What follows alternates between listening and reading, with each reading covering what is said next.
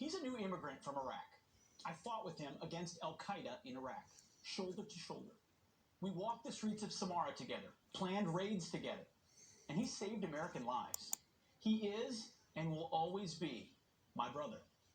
He now lives in Houston, where he's been the top salesman at an Acura dealership for months running. Now he's in the home building business. Smart guy, with all those liberals fleeing to Texas. He's a Muslim, and he and his beautiful family love America. You should hear them gush about it, proudly, in English. He earned his pathway to America. After 3 years of fighting the State Department bureaucracy, he earned a visa to this country. And he's made good on it. Proud and free. But when Joe Biden and the Democrats talk about refugees, they're not talking about Bakker. They want different Americans. Which brings me to this. Each year, the White House notifies Congress of the maximum number of refugees the executive branch plans to allow into our country in the coming year. This number is known as the refugee ceiling. Because there is no glass ceiling the left doesn't want to shatter, right? Why not crash that one as well? Well, yesterday, the people in charge of the White House, whoever that is, announced they would raise the refugee ceiling for next year to the highest level in American history. The highest ever, to a goal of 125,000 authorized refugees next year. Wow. A number higher than's ever been given in a single year, even to, say, Jews in World War II Germany. For reference, that number, 125,000, equals the population of, say, Fargo, North Dakota, or Wilmington, North Carolina. No big deal, right? Well, by the way, this 125,000 refugees is on top of the hundreds of thousands of illegals flooding our southern border. Totally different head counts. Add them together, and now you're talking the size of Miami, Minneapolis, or Atlanta every year. Today, the White House defended the move. He wanted to eliminate any lingering doubt from any refugee across the world that the United States wasn't a country that would welcome refugees in to apply. Under the Biden-Harris administration? Oh, don't worry, Jen. The message is clear. There is no doubt. America is wide open. And we have no reason to believe the numbers won't grow even more. Because just last month, the White House announced they're considering an entirely new category of refugees. Climate refugees. Refugees used to have to be fleeing war or persecution. Now they need only be fleeing the weather. We would be the first country to do so on the planet to make this designation. Well, I guess another global ceiling for us to break. Jake Sullivan, the National Security Advisor, is now charged with delivering a report on the topic in August. Stay tuned. I smell yet another executive order. And who better to do it than Jake, formerly of the Yale Center for the Study of Globalization. But he's not just a globalist Yalie. He grew up in Minneapolis, Minnesota. More on why that matters in a moment. You see, this refugee increase, like everything else Biden and company have done, was a craven cave to the anti-American open borders left.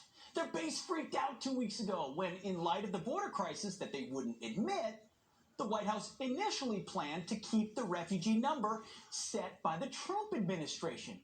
Orange man good? On the heels of the rise of ISIS and the migrant invasion of borderless Europe, remember that? President Trump put a ban on refugees from certain countries and sharp cuts to overall refugee admission. Seems sensible to me, right? America first. But those days are gone. So 2020. Common sense once again crushed by sheer ideology. As we know, the White House has gone full-on globalist, not just on borders and refugees, but even on, get this, taxes. The White House also just announced they're seeking a global minimum tax to pay for their endless domestic spending. This is Council of Economic Advisors Chair and Harvard University lifer, Cecilia Rouse, defending the tax. Internationally, we don't want to be disadvantaged. So he's also working with other countries so that we have a minimum tax internationally, so that there's not a race to the bottom. Harvard grads, they love fancy phrases like race to the bottom. Now, when I think of race to the bottom, I think of my Minnesota Vikings and what they do every year in the NFC North. Okay? As a recovering Harvard grad myself, Harvard man, allow me to translate. She means we can't allow countries to lower their tax rates to entice business. We all must pay more. The global system will be fed. not to mention the globalist climate scheme this White House is obsessed with. We all laughed and then we cried, watching masked up Joe Biden attempt to convince communist China to give up emissions over a Zoom call. Maybe he was just trying to show solidarity with the residents of Beijing, who wear masks every day to deal with smog. Because, well, we're like, the world is going to end in 12 years if we don't address climate change. And your biggest issue is, your biggest issue is how are we going to pay for it? And like, this is the war. This is our World War II. like, this is World War II. That was 2 years ago. We now only have 10 years left. Enjoy the roaring 20s because the dead 30s are coming. Speaking of Biden advisors, that brings me back to Minneapolis. What does unchecked illegal immigration and massive waves of refugees look like without assimilation? It looks like this. Globalist Joe, that's Ilhan Omar. Global Joe, just like Jake Sullivan, loves Ilhan Omar, which underscores why his refugee move yesterday is so dangerous. Ilhan Omar was a refugee. She came to America as a young girl, fleeing the civil war in Somalia. Following 4 years in a refugee camp in Kenya, she was granted asylum to the United States, eventually settling in Minneapolis. She graduated high school there, attended college in North Dakota, and secured a prestigious policy fellowship at the University of Minnesota. A few years later, she was elected to the State House and then to Congress. Congresswoman Omar has chosen to return American goodwill with grievance, not gratitude. You've heard her. She views her time in Somalia as blissful, while criticizing the United States as racist, oppressive, and torturous. That's a direct quote. Unlike my good friend Bakr Ali, Ilhan Omar did not choose America. America chose her from the squalor of a refugee camp in Kenya. We opened our doors and welcomed her. The state of Minnesota housed her, educated her, empowered her, enriched her, elevated her, and then elected her. All so she could make a living out of condemning America. Now she is setting the terms of U.S. refugee policy. Inside the halls of 1600 Pennsylvania Avenue, she is the authority. And she wants more refugees just like her. Moments ago, I mentioned the word assimilation. Shh, don't say that word too loud. You're not supposed to say that word anymore. You may have missed it, but when the news came out last week that the Department of Homeland Security was banning use of the words like illegal and alien for ICE and the CBP, they also included ending the use of the word assimilation. What is this evil idea of assimilation? The left says it's xenophobic, but of course it's not. It's essential. New immigrants must seek to assimilate and pledge allegiance to the United States of America. Assimilation and allegiance if you want a nation. Without those ingredients, we melt down in our melting pot and destroy what holds us together. Our tribes, our skin color, our sexual preferences, and our religious denominations are not what make us Americans. Our God-given freedoms, equally applied laws, and common English language do. If we don't share values, share civics, and share language, we soon become balkanized and feckless Europe. Now that I think about it, that might be what the left actually has in mind. Waves of refugees with no duty to assimilate, and worse, nothing to assimilate to. Why would you want to assimilate to a country that is systemically racist? If America is evil and assimilation is evil, then our future is inevitably anti-American, government-dependent, and non-English speaking. And if you don't think that means Democrat votes, then I have a bridge to sell you in Mogadishu. What does this all look like? Well, just 5 years ago, I hit the streets of Minneapolis, Minnesota for Fox and Friends, a neighborhood dubbed Little Mogadishu with a majority Somali Muslim population. This is what we found. The Islamic schools here in Minnesota, they teach Sharia law. Yeah, Sharia law. And what do they teach also American law, the U.S. Constitution? Actually, I have no idea about that one. We're here with Fox News just doing a story about the Riverside area. No English? Any at all? No? Just wanted to see if I could ask you a couple quick questions. No English. Would you be willing to chat with us? No, it's language. No English? No English. This was not the exception. Truth is, Ilhan Omar's Minnesota is a preview of what the White House wants for a city near you. Just look at old Europe, which already has it. Europe decided long ago to open its borders, not demand assimilation or allegiance from new arrivals, and gut their militaries to pay for their welfare states. was a perfect recipe for division, dependency, and decline. It's what Global Joe wants here. And led along by Ilhan Omar and Comrade Cortez, he's doing it. Hey, Sean Hannity here. Hey, click here to subscribe to Fox News YouTube page and catch our hottest interviews and most...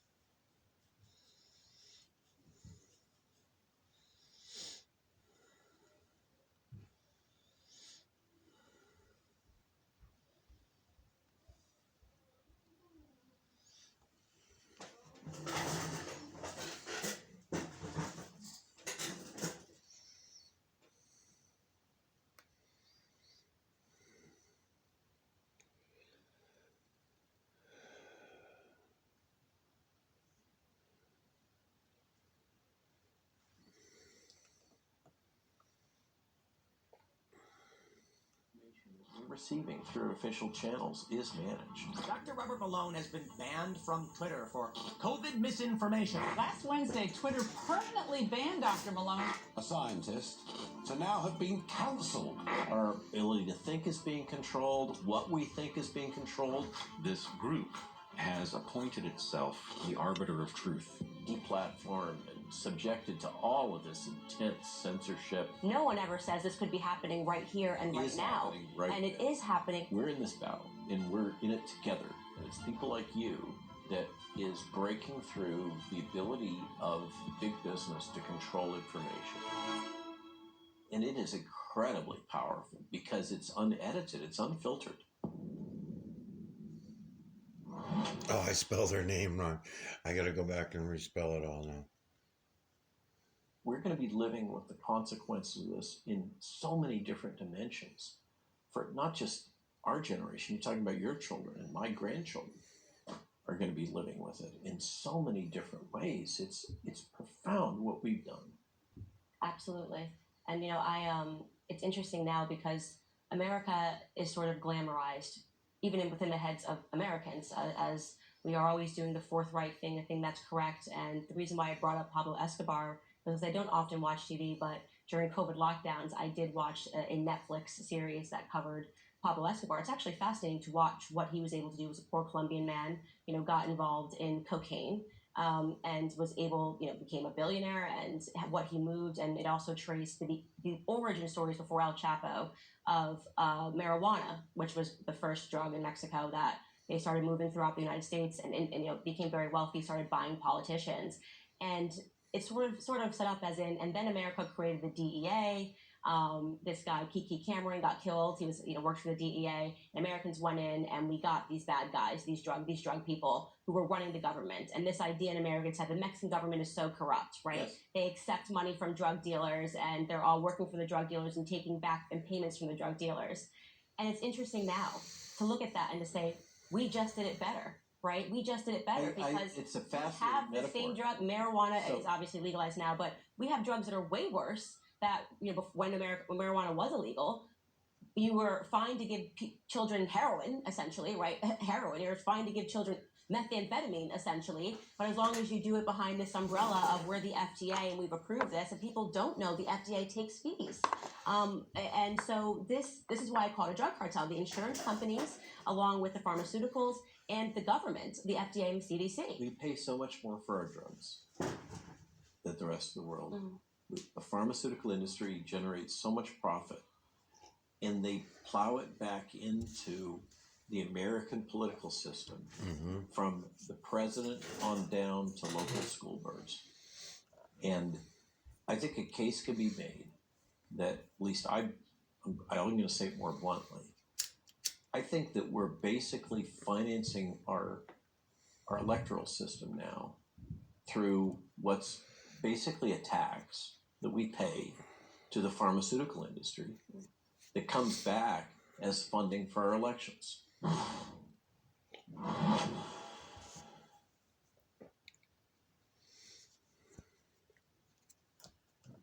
just want to recap it for you and go into how criminal this is getting, in terms of our government lying to the people in order to force them, to coerce them into action.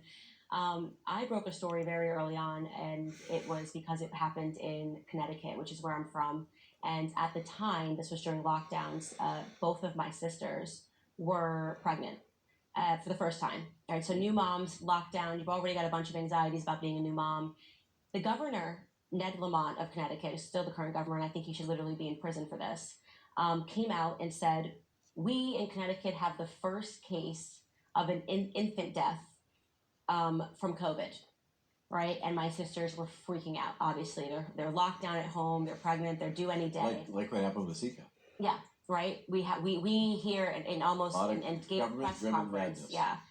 And just something in my gut said, this is a lie. This is a total lie, right? And I began asking questions, and I just sort of sent a signal out to everyone in Connecticut and mentally said, the phrasing here is weird, related to COVID, was exactly what he tweeted.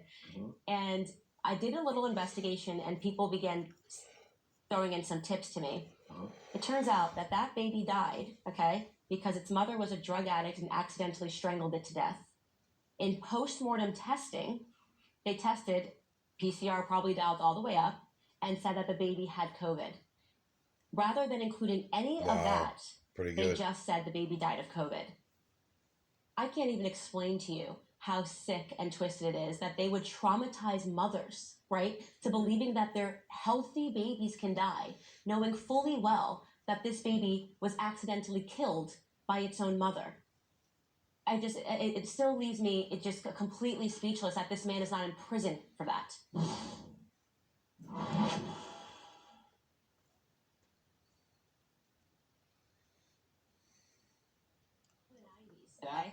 I was Family Matters.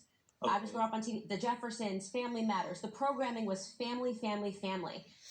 Today, you would be hard pressed to find a sitcom with a nuclear family unit, the idea of a mother staying home. It's a different, and that's programming your children. It is, and it's intentional. Yeah, okay. Of course. It's not a conspiracy theory. That's called nudging, and it is actively practiced. We, through all of this programming that we're receiving, if you're willing to watch the tube, you're getting intentional messaging to guide you towards certain types of thinking and certain types of behaviors, and it's a subtle, slippery slope. You know, we can all agree that tobacco smoke and secondhand tobacco smoke is a bad thing, so no smoking. And we can all agree that it's good for society that we be tolerant of people from different cultures and races, and so showing that people are interacting from different cultures and races, and we have mixed race marriage, that's a good thing. We can all agree on that. But it's like they just keep turning the dial a little bit more and a little bit more. Then, we can all agree that global warming is happening, and so you should all have electric cars, or whatever the thing is, okay? And pretty soon there we are. We're being controlled. Our ability to think is being controlled, what we think is being controlled, and a strong case can be made that all media and information that we are currently encountering is manipulated.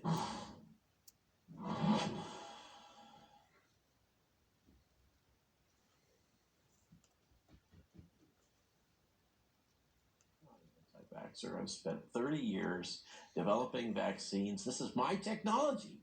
But he'll like this. I love the metaphor. If you give a 3-year-old a hammer, everything becomes a nail. And we've given the government and these genius scientists that are so highly educated but so narrowly focused in what they see, some really powerful tech, and they seem to be blind about how to use it properly, and they seem to think that they need to just apply it to everybody, including our kids.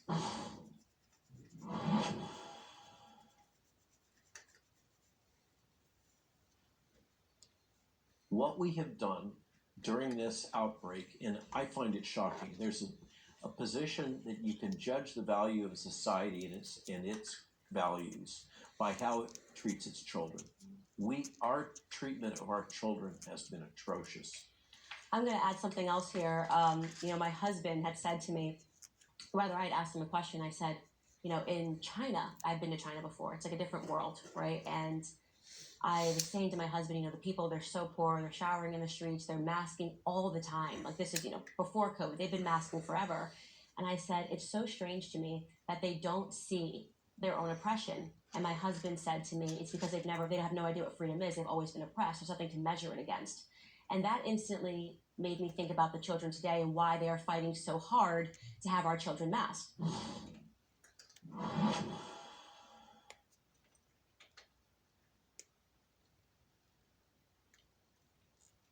There's a very strong contingent of folks that have very strong religious belief systems. They're grounded in that world.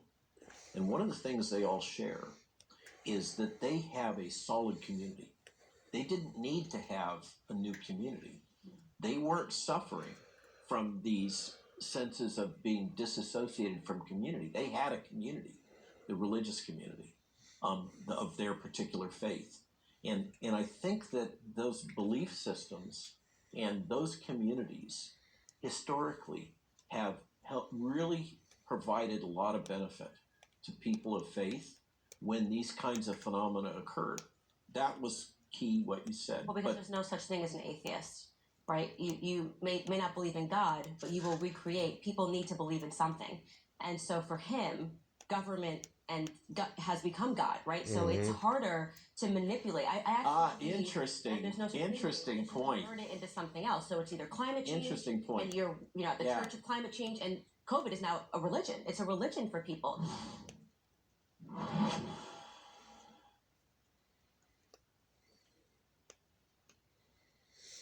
I want to talk about PSYOPs actually, and go back to what you were saying about the CIA having done that, because I have studied that a lot. I'm very interested in that. And actually, I've always been very interested in psychology. It's probably because from the time I was a kid, it was a survival skill. I got to know who's trying to manipulate you to do what. Yeah. And I love it. I think psychology is really interesting because the human brain is quite fragile. It's quite fragile in a way. Especially in our children. In our children, especially, which is why I'm so adamantly opposed to when children start being targeted. And it's not unlike a computer. You can program it. It is exactly like a computer. You can program a mind one way or the other. Mm-hmm. And so what you were saying, first and foremost, about everything that happened to me instantly, by my gut instinct, I was the first person who spoke out and said, something's not right here, was if you had applied what the government was doing to its citizens to a relationship between a man and a woman, you would have said, these are obviously signs of psychological abuse, right? If a man said to a woman, you need to stay at home, you can't see your family, you can't see your friends, you need to stay here because you're going to die. I'm the only person that can save you. It's terrible out there. You're exactly right. Any normal human being would just go, you're in an abusive relationship. This is very bad. You got to get out of there. And then finally the person says, okay, well, you can leave the house, you'll leave the house, but here's what you got to do to leave the house. You would say you're being abused and that your mind has been, it's almost, it's Stockholm syndrome. And they go, pain is quite fragile. It's quite fragile. It almost seems like Candace already had been watching my videos. And I say that because everything that she's talking to this guy about is exactly what I've been telling her in these videos. Now, this is a recent interview. I don't know when, but I just happened to notice in the background of where she's sitting is a painting of clouds. And I can see the imagery in it, but it has human influence because it's a painting. Okay, so she's got the clouds there, and look. But that's human influence in those clouds. I think it's very strange. What does that say? Candace. I'm going to go back and spell your name properly, Candace, but I think that you have already been to my videos already. That was fast. Because I've only been doing them in your name for about a month. Everything that you guys are talking about in this video, and seeing that in the background right behind you, is either a painting or a screen I think it's a painting, and that would be human influence. So I would not normally use that, but I just think it's pretty amazing. And you're blocking a lot of it. Otherwise, I could go in a little bit better on it, but you're blocking a lot of it. I'm gonna keep listening, but I'm getting suspicious about you now.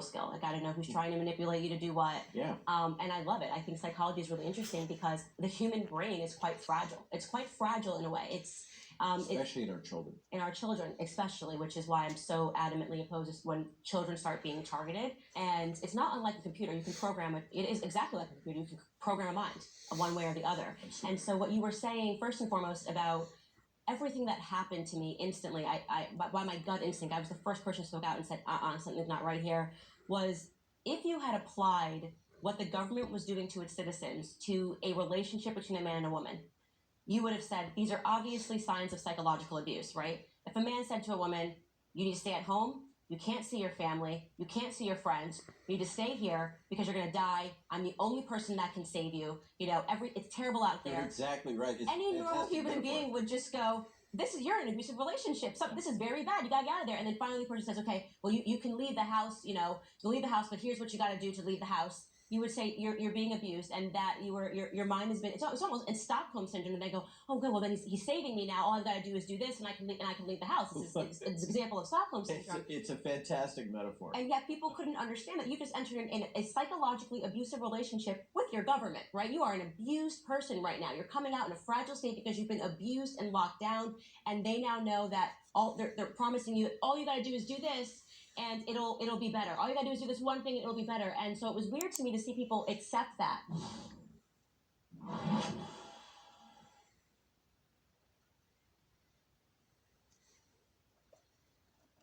Bill Gates was not a coder.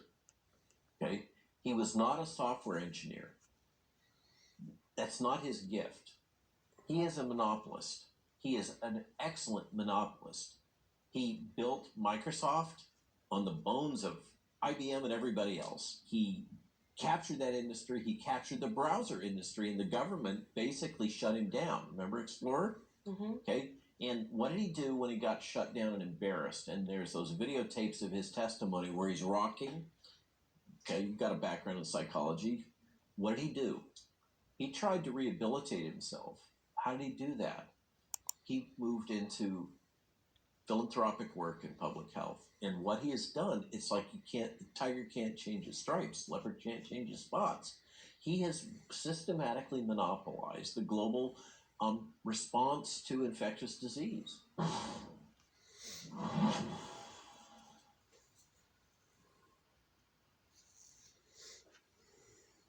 It's a different level of things when somebody is campaigning for president, wins and becomes the president, and outwardly says something that he knows to be false, right? He calls you a white supremacist absent any facts because, hey, it's the narrative of the day, I'm running for president, and everything's about race, so let's create race where there actually is no element of race in the story, let's create it anyways. Did you see that campaign ad? I did. Live? You saw it live? I didn't see it live, I saw it a couple weeks later. But it's just completely false, and he was wrong. He was wrong. And a lot of people were like, oh, Kyle would have voted for Joe Biden, which is wrong. I would never have voted for Joe Biden.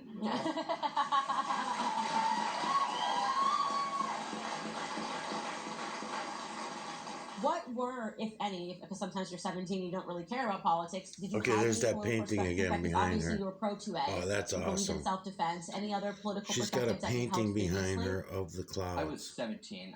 I couldn't vote, but if I could I have... think that's pretty weird. It's funny. But I guess there's people got Trump was paintings right. of the moon too He and supported shit. me So. from the beginning, and he helped tell the truth of what happened. Right. To me, I remember when they read the verdict, and I was, obviously very happy with the verdict, and I was just so angry at the people like LeBron James who were kind of feeding this narrative that wasn't true. The amount of people that had so much power and influence who were watching the trial, presumably because they were responding live to the trial, and yet still live. I mean, the trial, it could not have been clearer what happened. They showed things in slow-mo.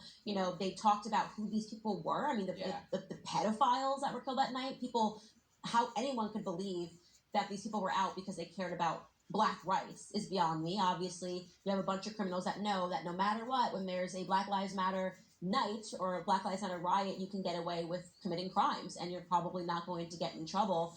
And yet, despite seeing all of this on TV, you had this reaction. To me, it didn't feel like justice completely. I feel like that's justice part A. Kyle is found not guilty. Common sense, right? Is there a justice part B here? Are you going to allow all of these celebrities to have gotten away with that? there's going to be some accountability, Candace. There's going to be some accountability.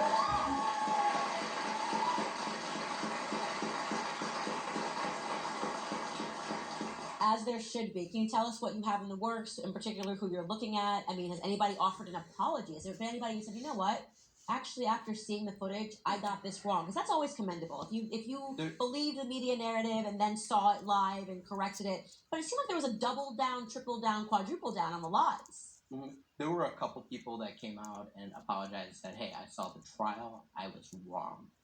Who? I'm trying to think of their names. I don't have it at the top of my tongue. Top of my mind. But tip of your tongue, top of your mind. With a baby at home, I have to pay very close attention to the products that I bring into my house. Did you know that?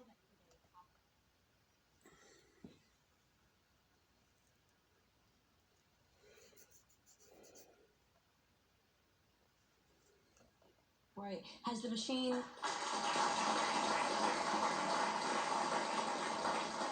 Has there been any response to the machine? Did they just drop it entirely? How have they tried to tidy this? Because they were so aggressive and on top of it, and obviously in pursuit of mob justice, which is what they were after. Like, oh, we've made such a big deal out of it, they just have to put him in prison anyways because we've seized this narrative and it's ours. Did they just sort of slowly back away, or did they kind of still say, oh, this is just an example of injustice? Quite a bit of people continue to hammer down on that narrative. A couple media organizations, I wouldn't call them media. Yeah, propagandists. Organizations, yeah. Exactly. A couple people like that have been doing a couple of shows like, oh, this is injustice, and they didn't pay attention to the facts, and they're still getting all this stuff wrong. Right, interesting. And you're gonna go after those individuals and organizations? Accountability's coming. Thanks for joining me on this segment of Candace. If you liked this video, subscribe to this YouTube channel and ring the bell to get notifications on new videos.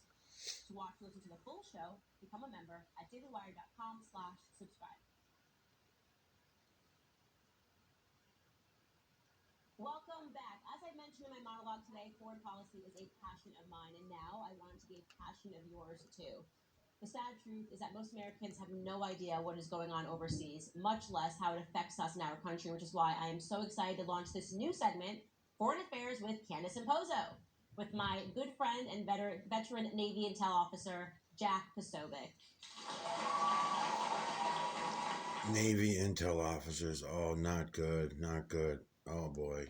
This monologue talking about Gaddafi, and first and foremost, I was just blown away by his UN speech, but also because the ending of that, obviously, he gets sodomized on video, shot, the NATO hit his convoy, they said it was an accident, and that video footage of him being sodomized was passed around the world, particularly Putin, and this was at the U.S. ambassador at the time, said that particularly Putin was really struck by this, and he watched this video multiple times. And it really colored Putin's perspective, I think, even further about what NATO is and what a threat is. It's like, if this is a democracy, if this is supposed to be civilized, if you guys are supposed to be preventing wars in the world, right? This is why we established NATO. After World War II, we wanted to make sure that there was a security force to stop wars. And now you're hitting a convoy of a UN nation country. Of a United Nations member country. Right. And look at how he's being slaughtered. This is completely uncivilized. Mm-hmm. This fast forwards us to today. Right now, we're hearing all this talk about Ukraine and Russia, and the general verbiage that's coming from at least the American narrative is like, the Soviet Union's coming back, Putin's a threat. What is your take on this? Well, I think you're absolutely right that it's certainly the way the Kremlin views things, and the way they look at it is they see this as part and parcel of just a long chain, a series of U.S.-led regime changes around the world. So we don't even have to go back to the 50s and 60s, what was done in South America, Latin America, done in Iran in the 1950s. You can just look at what's going on in the past decade or so. So yeah, of course, Libya happened. A few years before that was Iraq. Right before that was Afghanistan. Mm-hmm. Then Afghanistan, obviously back in the news just 5 months ago, fell again to the Taliban. Then you saw Syria, where Syria for years had these quote-unquote moderate rebels that were popped up. Because I guess we're going through to the various terrorist bands and deciding that you guys are good, so we'll give you money, but you guys are bad, so we're going to fight you. We've always done that. Hey, wait, stop giving those guys the guns that we just gave you. It's ridiculous. We always did that. That's what we did with Iraq. To do this regime change in Syria as well. Then Ukraine in 2013, 2014, when the Maidan protests kicked off, right? They were supported by U.S. elements. Money was given to them. And this is, this has all been broken down. Joe Biden, of course, is on video talking about this. Victoria Nuland was caught on Elite's call, essentially talking about how she was choosing the new ministers for Ukraine's government when their democratically elected president was overthrown in Ukraine and had to flee the country. And then the U.S. started, which is why it's so funny to me that the U.S. and the U.K. are putting out this speech, or this, we have intel that Russia is trying to install a puppet government. No, you literally did that in the U.S. to Ukraine just a few years ago. You did that, not them. And this seems to be a repeat playbook in terms of America. We say, oh, we're here because we need to establish some democracy. There's some civil issues going on. We somehow back the rebels. People get overthrown, and we establish the person that we want in power at the time. And it always seems advantageous to America, and we tend not to ask questions. I mean, I remember kind of trying to figure out, actually, after 9/11, why was there a war in Iraq? The Saudis committed 9/11. Why was there a war in Afghanistan? None of it really made any sense. And they sort of rely on ignorance, right? On Americans not being able to sort of discern. It seems so messy. The Middle East, there's always conflict in the Middle East. We don't really know what's going on in the Eastern Corridor. And so we let it go and we go, okay, we're just going to focus on American issues. That's becoming a problem, right? So I want to first put up a map of NATO, right? This is a military alliance. Really, the UK and America has the most control over this military alliance. Look at how expansive this is, right? So you are looking at everywhere that NATO has boots on the ground. Just look at this map if you're at home and try to kind of reprocess that right now. The narrative is that Russia is the problem, that Putin wants to expand his global influence. You should also know that Russia has a smaller GDP than California. Help me out here, Posa. I mean, how do you say this with a straight face? Well, so the way it works is this. If you're in America, you say, well, NATO is the good guys because we're NATO. And so to us, everyone should be a member of NATO because this is the North Atlantic Treaty Organization. We were set up to fight the Soviet Union, and we will defend the free world against the Soviet Union. Of course, the problem then becomes that there is no Soviet Union anymore. Right. And so NATO's original mission has kind of been achieved. And so what's the point of NATO? Well, if you go back to the original commander of NATO, who was a major, British major back in the 1950s, they asked him what was the point of NATO, and he said it very clearly, and they won't talk like this anymore, but back then he said it was obvious. He said the point of NATO is to keep the Americans in, the Russians out, and the Germans down. Right. That's the point of NATO. Right. So if we can look back at that map, can you give us an assessment of why it is that NATO suddenly, and they've been trying to do this for a while, why is it that they want to expand into Ukraine? Well, so moving NATO into Ukraine achieves a lot of purposes. And keep in mind, it's not just about bringing military forces into Ukraine, it's about economic forces. It's about bringing Ukraine and really eventually all of that part of Central Europe into the central economic financial system with the rest of the EU and the United States on board. So you have to pair those commercial interests along with the military interests. And so essentially, they want it to be a situation where everyone's completely pro United States, completely pro this NATO axis. And so if they can get more countries in, because then you get more consumption, you get more production, that's all tied into one basic system. So this is kind of sort of that one world state. That was originally the idea of the United Nations, was that you'd have these various states, and Gaddafi talked about this, that, well, why can't we just have trading blocks, the EU, the African Union, the Americans, and we all work in peace and we have economic relations, but we're not all under one giant system like that. Right. Saw what happened to Gaddafi. Right, exactly. And so what we're really looking at is when we talk about globalism, this is an expansion. And I don't understand, and first I want to be very clear. No one is saying Putin is a good guy. No one is saying Putin is an amazing person. I don't want to elect Putin as president of the United States, right? Obviously, to me, his ambitions have been very clear from the very beginning. He wants to be the president of Russia for 400 years after he dies. That is it. Like that, he wants everything to do with Russia, and he's done a lot of things to accomplish that, and that might come true. In 400 years, we still might be saying President Putin in Russia somehow. But it's interesting. They'll work with Elon Musk and get the exactly and get the Neuralink. Yeah. But what's interesting to me is that they always paint this as him being the aggressor. And this kind of even takes you back to the Cold War. People kind of still have this Cold War mentality and understanding of Russia, when very few people, I talked about this on my last episode, even understand that during the Cold War, Americans were the aggressor. We once again put missiles on the border of Russia, and in response, they put missiles in Cuba, right? And Cuba was happy to let them do it because Cuba was upset that we had a failed operation, the Bay of Pigs operation on the Cuban border, and basically saying, what do you guys think you're doing? You can't just put missiles on someone's border. If this was flipped, if the script was flipped and Russia, By the way, Bay of Pigs, another regime change operation. that was, yeah, exactly. And we basically say, well, we're liberating people and we can go in there and we can do this. And these people go, who gives you the authority? You know, if people decide, to live in a certain way or live in a certain country, who gives you the authority to keep going in and overthrowing, various elements of governments? But so you look at this and you say, okay, could you imagine if this script was flipped? Could you imagine if right now Russia had garnered that much power across Europe and then was trying to They put are right now. missiles They're going in to Mexico and China in will be Canada? This the is, new you world don't even leading have to power. imagine it. Go back to World War One. This is the Zimmermann telegram. This was the plan of the British or the German powers in World War One. They send that telegram to Mexico and say, invade the United States, join with the Axis because we're worried that the U.S. is going to come into the war on the side of the UK, on the side of the Allies. So we want you to go in and invade the United States immediately. So you're going to have that problem. You'll have to deal with them. You'll be on our side. Right. So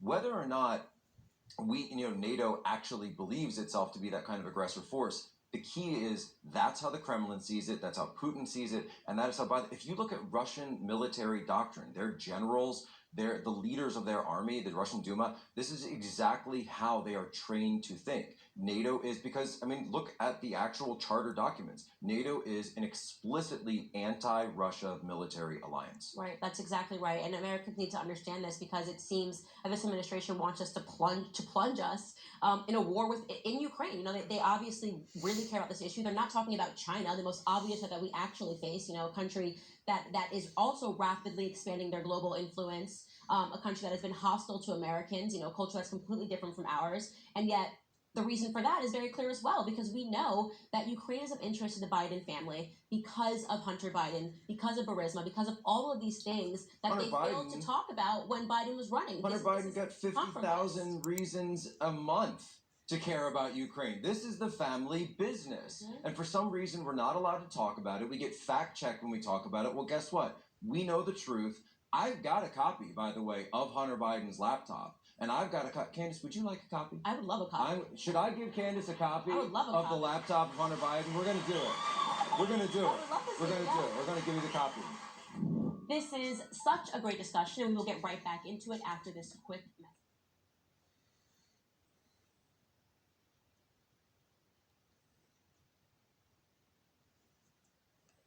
Took 2 years for them to discover that actually, Right. no, there was no real Russian interference. And then they impeach him over anyway, Ukraine Over was what he Ukraine. was impeached about That's the first exactly time. right. So this is actually Russiagate 3.0 again. And what's really interesting to me though is, Candace, it ain't just you that's over this. You know who else is over it? The Germans and the French. They're not going along with this. The EU just announced this morning they're not pulling their diplomats from Kiev, and they're going to be holding one-on-one talks with Russia in Paris without the Americans and without the British. That is fascinating to me. Biden and Blinken and the rest of them, they are seen as a complete embarrassment on the world stage. And after the fall of Afghanistan, could you blame them? Who would trust one these takes them people? seriously. I wouldn't trust these guys. So they're saying, look, we're going to deal with him because guess what? We are the continent of Europe. They're on the same continent with us. Geography is destiny. And like it or not, we can't change our neighborhood. Right. So we are going to deal with him. And they're cutting Biden and Blinken totally out. And that is interesting because I think that also, to me, substantiates the fact that this is really a Biden effort, right? This is a Biden effort. He's kind of floating on his own. It's like Hunter Biden, the business interest. This isn't even, I don't even know if this is politics or just plain business that we're seeing take place. And because America is so used to being able to strong arm other people into their conflicts, they just go, okay, whatever, we're going to say Ukraine's got issues. We're going to have the CIA put out some false reports and say, we're hearing this is going on and that Putin's going to do this, and we're expecting everybody around the world to get in line. It is a big deal that the EU is saying, no, we're going to have private talks with Russia. It shows you that we have really fallen down in terms of our influence in the international community. Can you please give us a proper false flag? I mean, come on, right? We used to blow up our own ships and stuff like that, you know? This time around, it's like, we found a list of politicians that Russia would prefer ran Ukraine. Like, of course, I'm sure we have a list of that for every single country, right? Whether it comes to China, whether it comes to North Korea, whether it comes to Russia. Yeah, every country has that list of people they'd rather have in charge.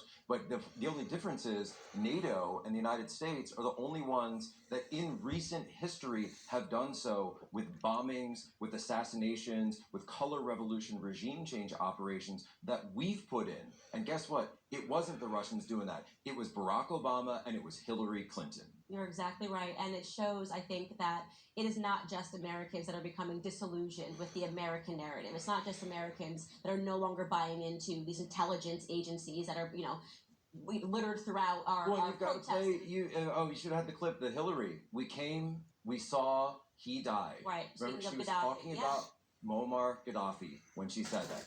Does that sound like the kind of person you want to trust? And who do we hear, by the way, is waiting in the wings to possibly primary Joe Biden in 2024? Right, and because they need that. They need to just pass on what's going on.